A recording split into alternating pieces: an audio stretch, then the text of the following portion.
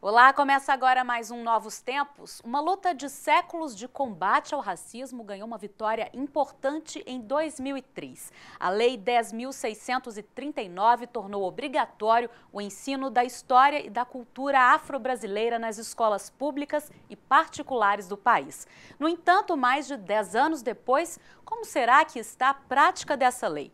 Como estarão os investimentos na formação e capacitação de professores, na pesquisa e produção de conteúdo? E será que a população está bem informada sobre essa mudança? Sim, isso é importante porque a gente tem que ter uma noção melhor de como é que se deu a construção cultural brasileira, algo que não é muito ensinado nas escolas, não é ensinado de uma maneira muito interessante e os jovens acabam meio que repudiando um pouco a cultura brasileira. Então eu acho que é interessante, né, mostrar as raízes africanas. O senhor acha que é importante existir essa lei? Eu acho que é importante, porque nós somos descendentes de africanos. Então é importante saber a cultura deles. Para falar sobre o tema, nós recebemos a professora Tânia Dias Jordão, mestre em literatura e especialista em cultura africana. Seja bem-vinda, professora Edivar. Obrigada. É uma alegria recebê-la aqui no Novos Tempos, viu, Tânia? Alegria minha. Você que teve essa oportunidade singular, né, de perto conhecer a cultura africana, fala para nós. Assim, a gente quando fala cultura latino-americana, a gente vê uma complexidade de experiências sendo agrupadas. Cultura europeia é a mesma coisa. E cultura africana, Tânia? Infelizmente, as pessoas quando falam África imaginam como se fosse um país, e até um país pequeno, né? Tem uma ideia assim de homogeneidade. Isso não é verdade. A África é um continente imenso, muito maior do que o continente latino-americano. Eu gosto da imagem do coração para pensar no continente africano, porque se a gente vai olhar o mapa, na geografia do corpo humano, o órgão que mais se assemelha à África é o coração. E eu gostaria que o nosso coração batesse lá agora, durante essa entrevista, para a gente se aproximar um pouco mais dessa realidade. E também saber que quando a gente fala de África, e mesmo em relação a essa lei, a gente está falando da negrícia, da África negra, que é aquela que fica ao sul do Saara. Porque a África que fica acima do Saara é completamente outra. Mas a África que dá origem, de certa forma, né, ao povo que somos, de certa forma não, de forma inteira, ao povo brasileiro que se mescla a outros povos aqui, é a África negra.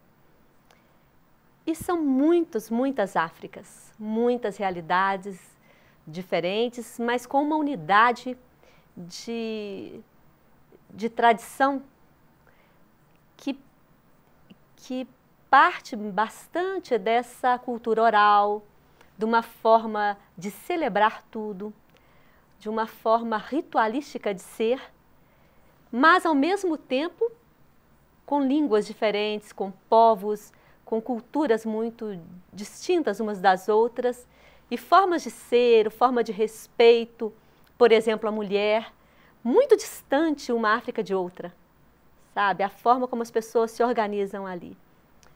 Então, primeira coisa que eu acho que a gente precisa se situar nesse âmbito para entender. São muitas culturas latino-americanas? Sim, porque parte de diferentes povos indígenas que aqui estavam e dessa interação com os povos que foram chegando e colonizando, ou que foram trazidos também, obrigados a estarem aqui como os próprios povos africanos. Mas na África isso existe e os povos muitas vezes são até inimigos uns dos outros ali dentro.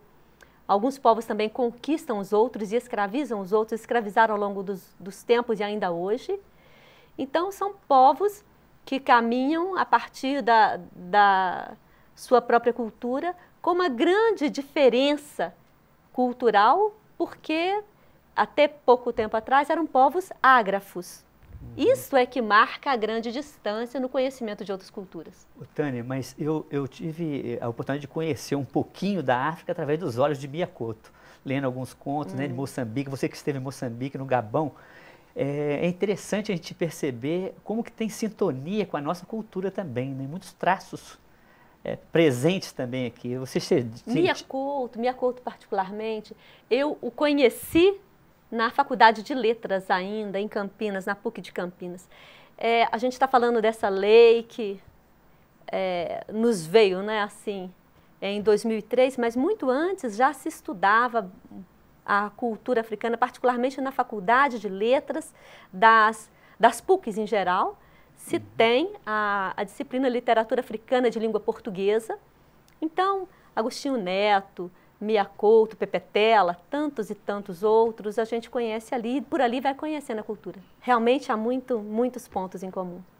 Tânia, nós vamos fazer uma breve interrupção da nossa fala para a gente ver o que o povo fala dessa cultura africana sendo cada vez mais aproximada da nossa pela educação. É isso mesmo, nós vamos ver o que tem se comentado nas redes sociais sobre o ensino da história e da cultura afro-brasileira no quadro Hashtag.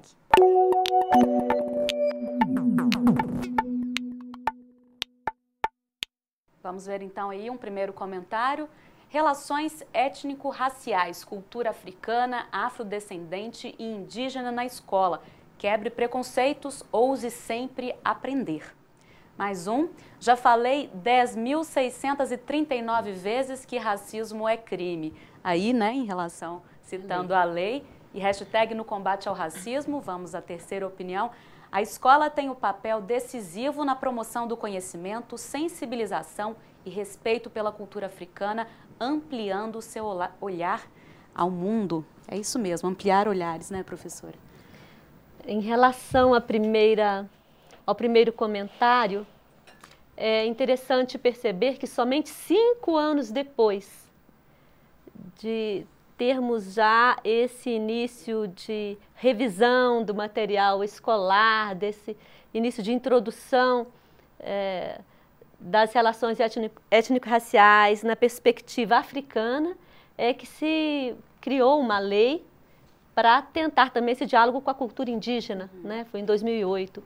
Infelizmente, o racismo parece que só cresce entre a gente. Eu não sei se é porque a gente vai tomando mais consciência disso, porque sempre foi assim, ou o quê, mas é tão incidente o racismo entre nós em todos os campos e nas escolas também, né? Um ambiente que deveria ser para educar, quantas vezes deseduca por permitir racismo ali, por permitir exclusão de pessoas, por tratar como duas classes de pessoas. A escola tem um papel decisivo na promoção do conhecimento, sensibilização a respeito. Realmente, se a escola não cumprir o seu papel de sensibilizar no respeito pela cultura africana, a nossa cultura é extremamente eurocêntrica. Veja, 500 anos depois, nossa referência é extremamente ocidental. Mas aí que eu gostaria de entrar, Tânia, continuando a nossa conversa. Quer dizer, se a gente reconhece a predominância, pelo menos em termos de poder, de hegemonia, né, da cultura europeia, que aqui se instalou, dominou, subjugou, mas parece-me que é clara, ou facilmente perceptível, a presença africana como matriz geradora da cultura brasileira. Como explicaria, então, esse tantos anos a escola ter passado ao largo, ou pelo menos se deixar fecundar por essa cultura? Povos que têm o poder econômico e o poder das armas, normalmente têm o poder cultural também, impõem a sua cultura. Então, se em um ambiente escolar as pessoas são alijadas desse ambiente, não podem estudar, como é que vão transmitir a cultura de forma acadêmica? No entanto, a cultura africana entrou nos poros dos brasileiros por todos os lados. Veja na gastronomia, por exemplo. Se a gente for perguntar qual é a dança típica do Brasil, se a gente for perguntar a música típica do Brasil, tudo nosso, o que é mais típico, vai se mesclando, né? Vai do lundu até o samba, mas nasce de uma cultura africana. A Ieda Pessoa faz um trabalho belíssimo, a Ieda da Universidade Federal da Bahia, a respeito da língua brasileira, né? Então, você trata nós temos diversas expressões de matriz africana, né? Se você pega, não sei, por exemplo, o último filho de uma família, em Portugal se chama Benjamin, mas no Brasil, caçula. Eu fui aprender em Moçambique, quando eu estudei a língua macua, que caçula é ser o último. Ser o último. Caçula ali eu descobri, peraí. Então, eles falavam rápido, sou o último da fila, por exemplo, era caçula. Eu falava, então caçula, então isso daí é uma palavra de origem africana. Aí eu fui pesquisar. Nós temos aqui na PUC uma grande pesquisadora da literatura de origem africana, né, a Maria Nazaré, da Faculdade de Letras. Temos muitas pessoas que buscam essa raiz, essa matriz. Isso está em todos os campos da nossa cultura. Quer dizer, muitos brasileiros, às vezes, como você mesmo falou da sua experiência, nem sabe dessa presença quase negada, ou que está aí. Porque está introjetada. É a nossa forma de ser e nós não sabemos. Agora, nas escolas, para onde incidiria, em tese, aqui toda a preocupação de formação de uma nova sociedade deveria partir dali, na verdade, porque as famílias não estão preparadas para isso, então pelo menos a escola é um lugar comum.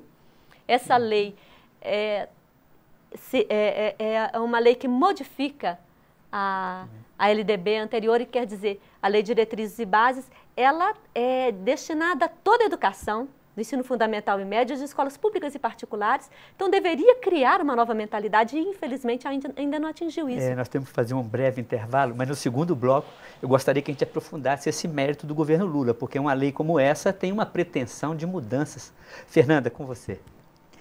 Depois do intervalo, você vai ver uma escola que tem projetos premiados relacionados ao ensino da história e da cultura afro-brasileira. E vamos continuar a nossa conversa aqui no estúdio com a professora Tânia Dias Jordão. A gente volta já.